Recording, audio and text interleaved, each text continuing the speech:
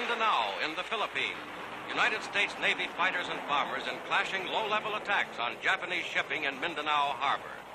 Clearing a fiery way for the liberation of the Philippines, 18 ships were sunk, 19 damaged in this raid alone.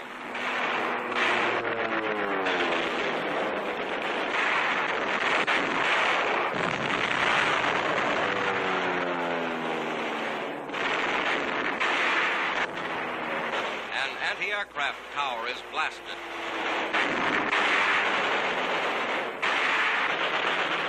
Enemy planes are hit.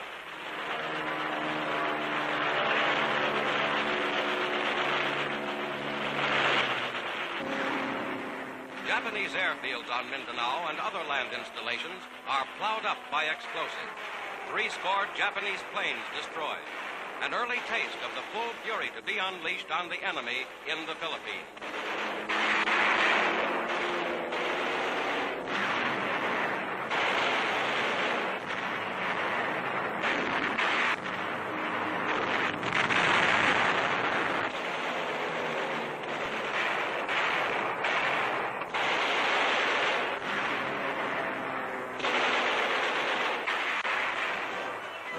Landing operations in the Philippines, striking first at Leyte Island, have now been undertaken by the largest ocean-going amphibious force in history, led by Admiral Halsey. Here are General Jonathan Wainwright and some of his men who were captured in the Japanese invasion of the Philippines 2.5 years ago. They are still prisoners.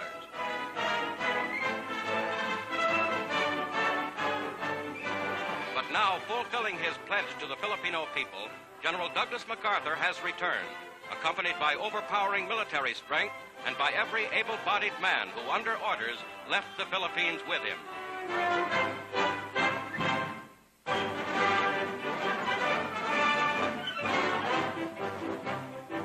At an American Red Cross packing center, parcels of food for Allied prisoners of war in German camps are prepared in large quantities for shipment overseas.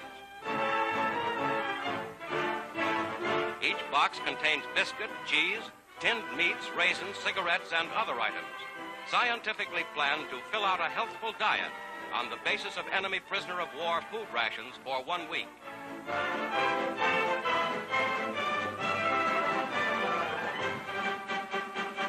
Soap and vitamin tablets are also included in the standardized 11-pound boxes, which are packed almost entirely by volunteer workers and are sent to French, Dutch, Belgian, Norwegian, Polish, Yugoslav, and Greek prisoners, as well as to Americans.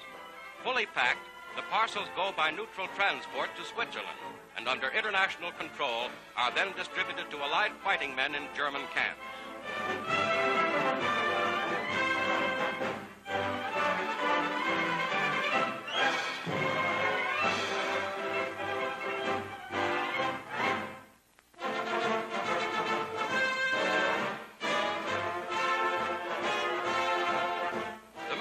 Academy of Montevideo, Uruguay, completes its 59th year, and President Juan Jose Amatziga arrives for formal ceremonies marking the anniversary.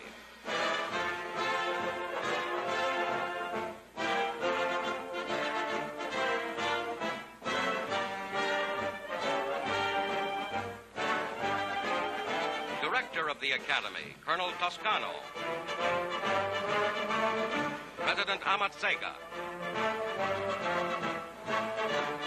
Defense Minister Campos. And Army Inspector General LaGuardia.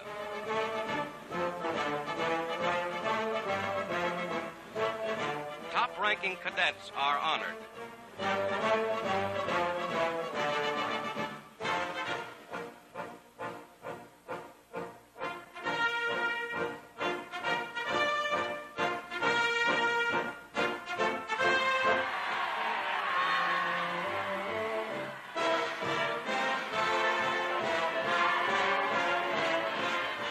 And diplomatic officials of Brazil, the United States, and Great Britain review the Uruguayan Cadet Corps in full dress parade.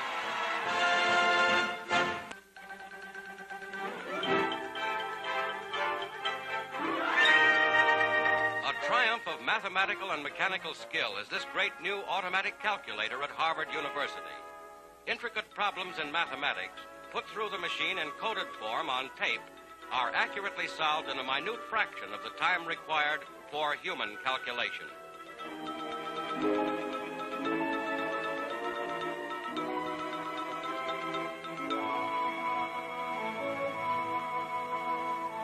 Designed to expedite all forms of mathematical and scientific research, the giant mechanical brain will work for the United States Navy until war's end.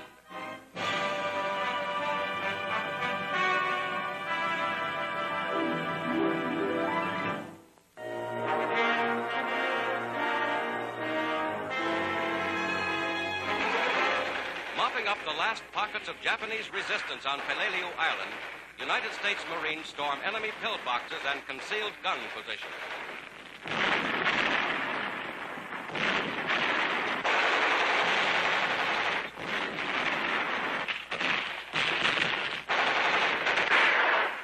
Stiff fighting along a jungle ridge. A Japanese comes into the open, throws a yard-long grenade before being hit.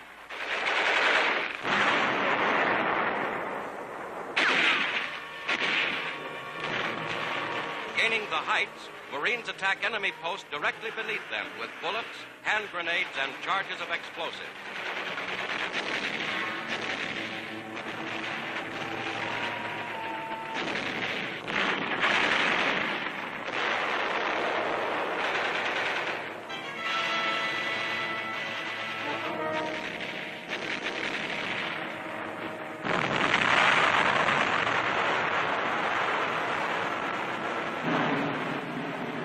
The American flag is raised over Marine headquarters on Peleliu, stepping stone to the Philippines.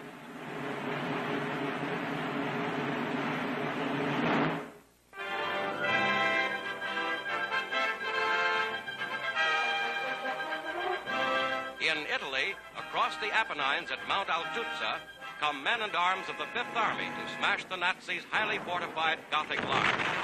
In conjunction with an Eighth Army thrust at its Adriatic end, American tanks and mortars now blast German hillside strongholds in the center.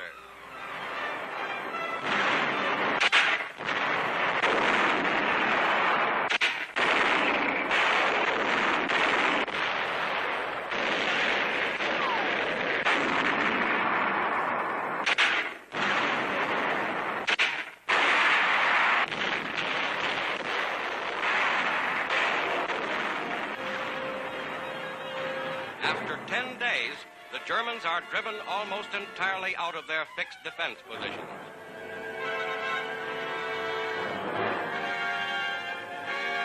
Tank traps, some over a mile long, cover the area. With the breaking of the Gothic line, the broad Po River Valley now lies ahead.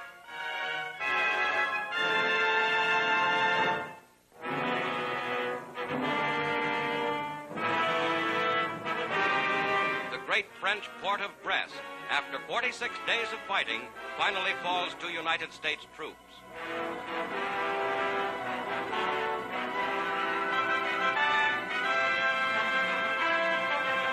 Surrender of the Nazi garrison is accepted by General Robertson, commanding the 2nd Infantry Division.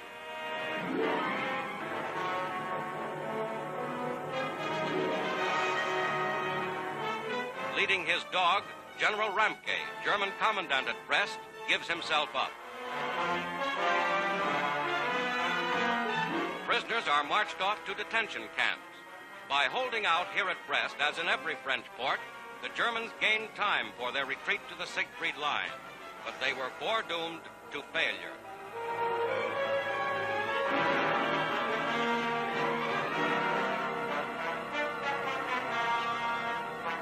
Brest was the home base of undersea fleets that once terrorized Atlantic shipping. Now these huge U-boat pens are lost to the Germans. The port of Brest, with the largest anchorage in Europe, was heavily damaged by the fury of battle.